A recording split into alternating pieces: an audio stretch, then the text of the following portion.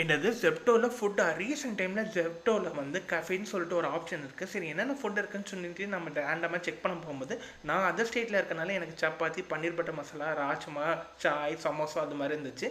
நீங்கள் எந்த ஸ்டேட்டில் இருக்கீங்களோ உங்களுக்கு நியர்பை கஃபேயில் வந்து என்னென்ன அவைலபிலிட்டி இருக்குமோ அதெல்லாம் உங்களுக்கு காட்டும். ஸோ நான் வந்து என்ன ஆர்டர் பண்ணேன்னு பார்த்தீங்கன்னா பன்னீர் பட்டர் மசாலா வித் சப்பாத்தி தான் ஆர்டர் பண்ணேன்.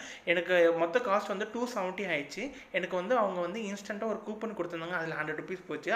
ஆல்ரெடி வந்து எனக்கு வந்து 100 ருபீஸ் வந்து கேஷ்பேக் இருந்துச்சு.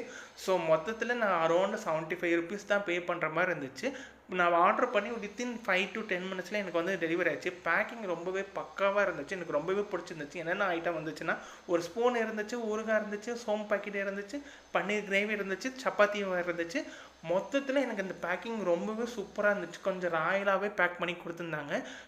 நார்த் சைடில் வந்து சப்பாத்தியில் வந்து கீ தடவி கொடுப்பாங்க. அதே மாதிரி தான் எனக்கு வந்துச்சு. ஹோம்மேடு சப்பாத்தி மாதிரி தான் எனக்கு ஃபீலாக இருந்துச்சு. பன்னீர் பீஸுமே வந்து 10 to 11 பீஸ் இருந்துச்சு. ஒர்த் ஃபார் மணினா கண்டிப்பாக ஒர்த் ஃபார் மணி தான். நீங்களும் ஒரு வாட்டி ட்ரை பண்ணி பாருங்கள். அதே மாதிரி பின் குறிப்பு இந்த ஆர்டர் கூப்பன் கோடெலாம் வந்து ஃபஸ்ட்டு 3 ஆர்டர்ஸ்க்கு மட்டும் தான் கொடுப்பாங்க. அதுக்கப்புறம் இந்த கூப்பன் கோடெலாம் செல் ஆகுது.